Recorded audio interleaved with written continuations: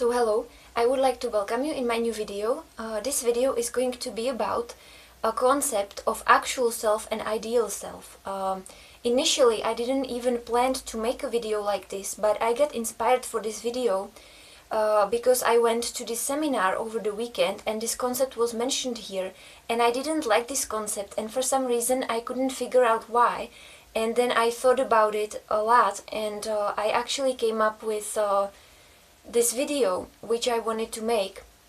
And also because I felt like this can be connected into this can be connected with problems with perfectionism, or maybe you deal with this issue where you're not happy all the time and you don't know why, and you look into the future where you see like some bright future of yours and you want to change something about yourself, and you're constantly looking into the future for some better results and other things. And I wanted to make this video because I felt like I can put it into perspective with my motivational videos, because I made some motivational videos about how you can change your habits in a painlessly, and how you can even enjoy changing your habits.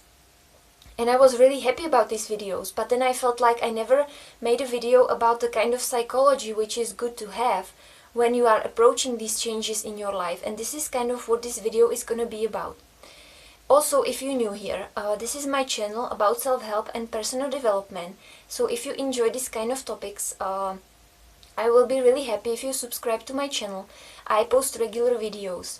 And also, if you have any comments about the quality of my video, or if you have any constructive criticism or anything like that, really feel free to write it down in the comments. I try to improve the quality of my video, but I have a lot of other activities besides YouTube, and the changes on my channel are probably gonna be kind of slower than if I had a lot of time for YouTube. And so I will try to incorporate if I find any of your suggestions constructive and really helpful, I will incorporate them, but I'm just saying that it's probably gonna take me some more time. And so now I will start with the video. First, I would like to mention that it's a concept of actual self and ideal self, and maybe if you are more advanced in self-development, you're gonna tell me that in reality there is no self at all, but I maybe will make videos about this in the future, but right now I don't feel like I'm there yet in a way, and I want to make these kinds of videos because I feel like they're more appropriate to what I currently live in my life. And I hope that this video will be helpful for many people. So if you are more advanced, and if you maybe think that this video is not for you, then you don't have to watch that. But I feel like this, what I observed from my regular life with people that I meet a lot in my environment, I observed that this is an issue for many people, and that's why I wanted to make this video. And so if you have if you think in this paradigm where you have actual self and ideal self, this can be also connected a lot to perfectionism, because maybe you feel like you deny yourself in some way, and you feel like there's always something that you can improve, and you look into the future to this ideal self of yours. And I don't think this is really healthy strategy, and I will explain it in my video. First, I would like to say what is meant by actual self and ideal self. Well, actual self, it's kind of this this package, it's you with your current habits, your personal characteristics and behaviors, and what you currently are right now at this very moment in your life, or in general right now in your life in many areas. And your ideal self is basically something you aspire to. Maybe you aspire to changing some of your habits, or finishing school, or advancing in your career, and you have this ideal which you aspire to, and you aim for it, and you kind of live to achieve this goal of yours. And basically, when you watch me talking about it like this, maybe you already now know what you picture yourself as, your ideal perfect version, what you would be like, what you would want to be like. And maybe you already, when I'm describing this concept, what struck me for the first time when I heard that is that if you think about life and yourself in this paradigm, inevitably one thing is going to happen, and that is that there's going to be this discrepancy between your actual self and ideal self, which means that it has this notion that basically if you accept that something like this even exists in life, then you're basically accepting this idea that there is something flawed with you in the way you are right now, and that you should change yourself and get to some place in the future where there is going to be something ideal, or there's going to be something amazing which is going to happen to you, or the way you're going to be like. And so if you accept this paradigm, it means basically that you think you are insufficient in some way and you have to improve yourself, and the way you currently are is not good enough, and that's why you have this ideal which you have to aim for. I think that approaching life and yourself in this way is flawed by itself, and I don't like this concept, because I don't think that I think that actual self and ideal self are synonymous. I don't think that actual self is right now here in the moment and ideal self is somewhere in the future, but I think these two things are actually equal. And what do I mean by that? If you believe that your actual self is here and your ideal self is in the future, then what your life is going to look like? Well, if you are a regular person who has trouble achieving anything, then you may be going to have this concept in your head, and you're not even going to try very much to achieve your ideal self, but you're going to be constantly unhappy with yourself no matter what you do, because you're going to know that there is some ideal which you probably should aim for, but you don't do it.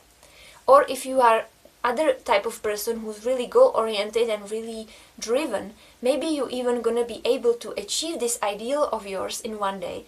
But basically what's going to happen to you, you're going to be unsatisfied with yourself the same way as the first person who didn't even bother to achieve his ideal, because what's going to happen to you if you are really driven is that you're going to achieve your ideal, but the second you're going to achieve it, it's just not going to be an ideal anymore, because it's going to be you in the present moment. And by this time, if you accept this paradigm and if you are driven to achieve something, in this moment you're already going to have in your head another ideal, which is going to be also some far in the future, and you're going to try to achieve this another ideal, and that is how you're going to live your life. And so you also are never going to be happy with yourself, even though you're going to be achieving amazing things. While if you accept the idea that your actual self is your ideal self, what it means basically is that you're going to accept reality exactly as it is. You're going to accept your life as it is, and you're going to love your current state which you are in right now. You're going to know that there have been many circumstances in your past which led you to this very moment when you are the best version of yourself that there has been so far. Because even if you think of yourself as a lazy person, inevitably by living your life every day, you learn a lot of things. You learn how to communicate better with people. You maybe drop some of your older attitudes. You maybe understand better your family members. You maybe develop some skills in your life, even though you're not trying so much, just by simply doing things repeatedly over and over and over again. And so this actual version of you, is this perfect ideal which is here right now, and you should embrace it and be happy already with you have right now, and not be aiming for some ideal in the future. Because by not looking for an ideal in some distant place in the future, and by accepting yourself as being perfect right now, is that it means that you basically already are living the ideal life. By not trying to achieve ideal, you will become one, because you will, if you're going to be authentic in your present self, and you're going to do what you like the most, and you're going to put your best into it, and you're going to try to do everything well, the best you can at the present moment, even if it means that you're going to relax on your couch somewhere because you are tired. It can also be that you are doing the best you can for yourself because you are regenerating your body, because your body needs rest. And so you are doing the best thing which you can. And so if you accept this approach that you are perfect as you are right now, and you're gonna do the best you can right now and not in the future, then you are already living the ideal. Imagine if you spent your life like this, by being ideal in every moment and accepting what is happening to you every moment and doing your best, then your life can be nothing else than ideal, because there's nothing better you can do, like ever. While if you're gonna keep chasing some ideal in the future, that's it. You're gonna be living a perfect life, chasing something which you can never chase, which you can never catch, which is by definition is always gonna be disappearing from you, and you're never gonna catch it, and that's how you're not gonna live the ideal life. Also, because even if you manage to catch your ideal somewhere in the future, because you spent your life living in a way that you thought of yourself as being insufficient, you're gonna drag this mental state with you to the future, to the place where you achieved your ideal, but you're still gonna have your insufficient psychology with you. And so you're not even going to be able to enjoy that. Maybe if you achieved anything in your life, like maybe if you finished school, or if you achieved something major in your career, maybe you got some promotion, maybe you notice that the moment you achieve something which you wanted for a long time, what happens actually is that there is this kind of void and emptiness, and you kind of feel like, this is so strange. Now I feel like I can finally relax for a little bit. But then you're gonna think like, okay, what's next? Like, what's next? Because life just keeps living itself, and you just go with the flow, and there's always the next thing and the next thing.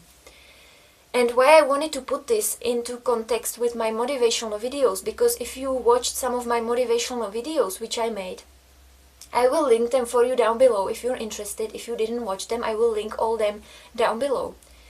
My motivational videos were kind of in this paradigm where I wanted to give you some advice about how you can motivate yourself and achieve something and not suffer.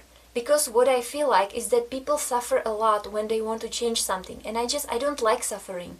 I think even changes can be achieved smoothly and pleasantly if you know the right approaches to them.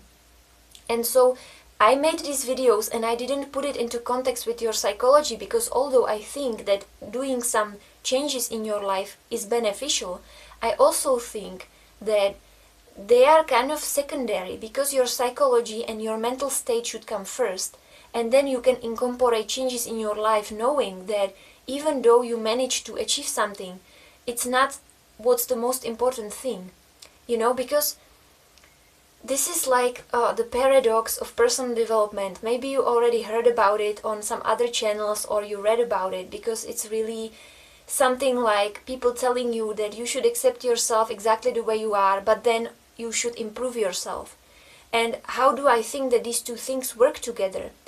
Is that I think that both of these things are actually happening in the present moment. I think what's happening actually is that if you accept yourself and reality as it is in the present moment, it's gonna make you free of all the pressures that there might be, and you'll be able to focus on things you love, and you're gonna work on the things you like doing, and you're gonna be authentic in yourself. And like this, you're gonna be doing these two amazing things at once, and that is the ideal in my opinion, because you're gonna combine acceptance of what is, and accepting that you are working on something which you love and enjoy, but you're not gonna look in the future about how it's gonna turn out, because you already know that it's gonna turn out well. Because if you comprise your life from these moments where you do the best you can in every moment, that is the ideal life. There's nothing more to it.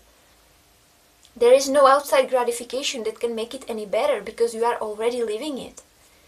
And maybe you experienced this when you were a little kid, because it's like when you are a kid, it's like you can do whatever. You can play like with toys, or you can build something like a castle in the sand, and you just completely get lost in this activity. That's why I mentioned the concept of no self, or the ideal that the idea that there is no self in the first place, but I didn't want to make this more complicated. And so if there was a little kid, the little kid, as it's building the sand, you can sometimes observe like kids when they are playing, because it's really interesting. Because when a kid is building a castle from the sand, it's not like the kid is like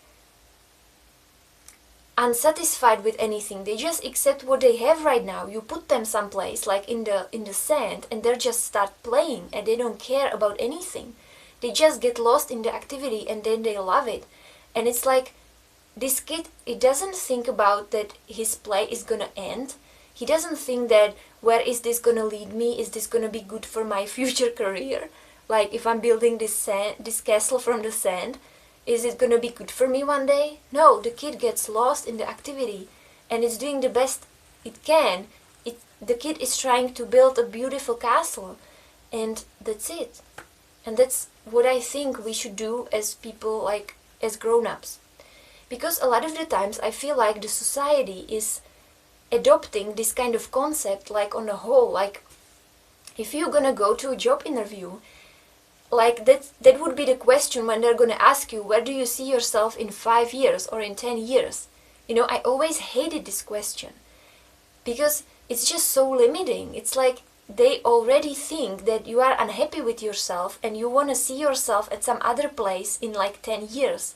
Like they already assume that you are desperate and you don't like the current job which you are applying to, and you have already some scheme and idea in your head about where you want to be in 10 years. Like if you think about it, it's really ridiculous. But people don't think about it, you know. Like people working in HR, they just ask these kind of questions. I don't even think they think about them too deeply. It's just they ask them, and the employees, they just expect these questions, so they answer them. But if you think about it, it's really pointless. And I think that's everything for my today's video. I hope you enjoyed that. I hope